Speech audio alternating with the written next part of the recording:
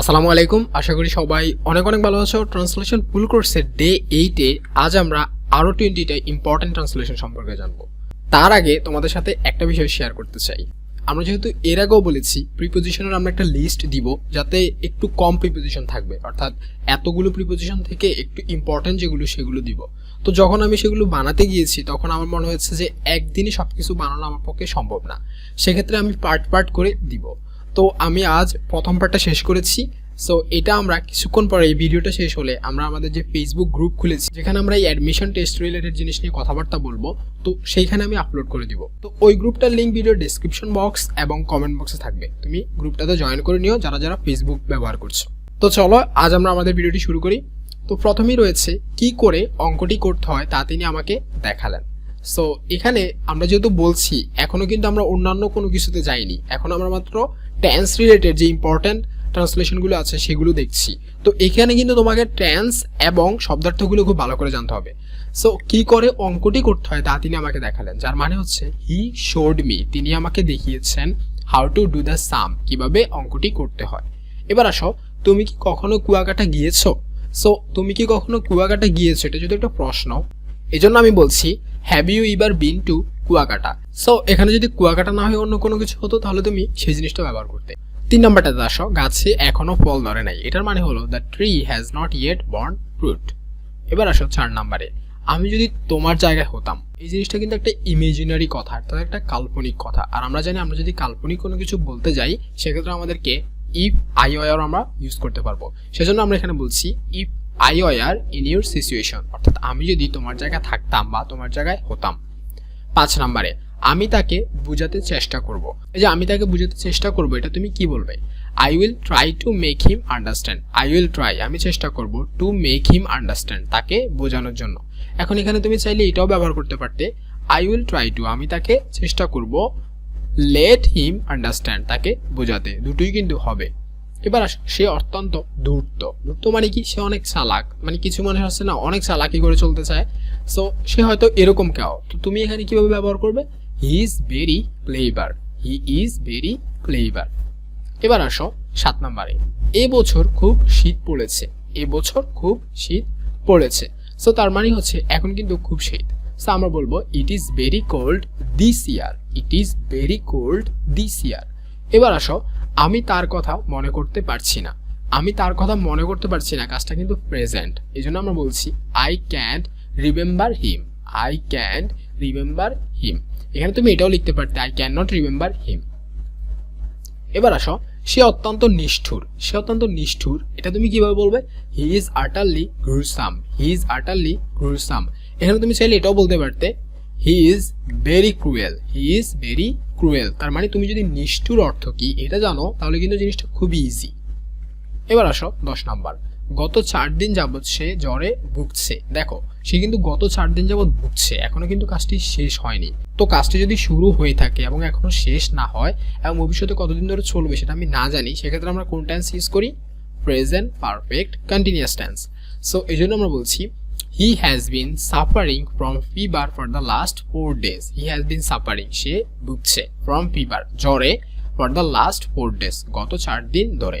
এবার আসো 11 নাম্বার, রহিম দুর্বল হৃদয়ের মানুষ ছিলেন না। দেখো ছিলেন না, ছিলেন না মানে কি? আমরা ফার্স্ট।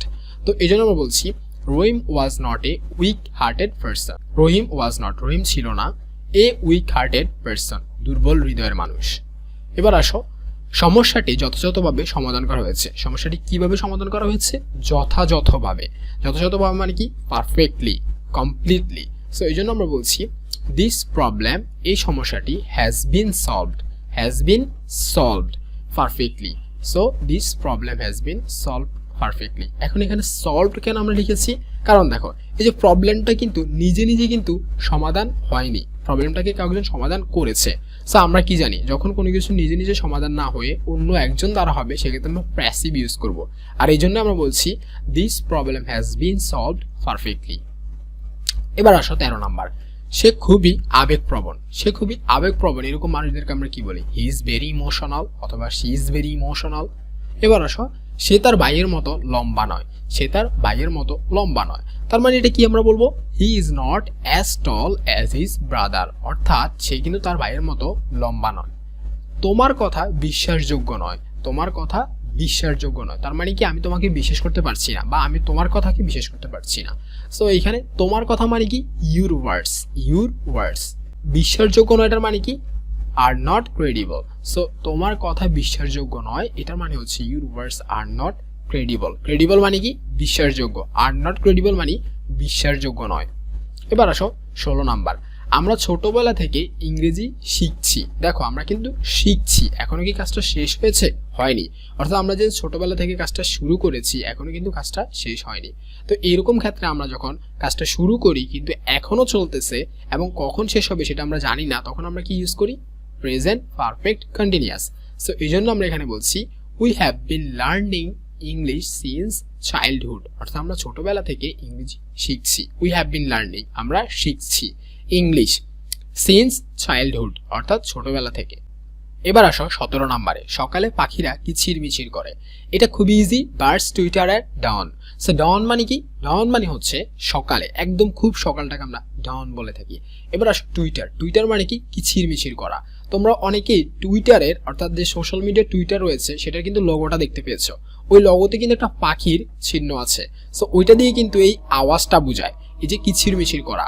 অর্থাৎ তুমি টুইটারে কিন্তু তুমি কিচিরমিচির করতে পারবা, তার মানে হচ্ছে তুমি টুইটারে টুইট করতে পারবা, যেটাকে আমরা কিচিরমিচির বলে থাকি। এবার আসো 18 নম্বরে, আমি তাকে অনেকদিন থেকে চিনি। আমি তাকে অনেকদিন থেকে চিনি, তার মানে আই হ্যাভ নোন হিম, আমি তাকে চিনি ফর এ লং টাইম, অনেক দিন ধরে। এবার আসো 19 নম্বরে, আমি 1895 সালের 1 জানুয়ারি জন্মগ্রহণ করেছি। এখানে তুমি তোমার বার্থডেটা লিখতে পারো, বাট যেই পরীক্ষাতে যে তারিখটা থাকবে সেটা অবশ্যই লিখবে। এখন দেখো আই ওয়াজ বর্ন, যেহেতু আমরা সবাই জন্মগ্রহণ করেছি, এটা একটা ফার্স্ট জিনিস অতীতকালে, সেহেতু আমরা ওয়াজ বর্ন বলছি। I was born on January 1, 1985। আর যে কোনো তারিখের আগে, যে কোনো বারের আগে অবশ্যই অন বসাবে। সো এই জন্য আমরা বলছি I was born on January 1, 1985। এবার আসো 20 নম্বরে, এটা কিভাবে করতে হয় তা জানি, তার মানে তুমি যে কোনো একটা কাজ হয়তো জানো সেটা বুঝাচ্ছ। I know how to do it, I know how to do it.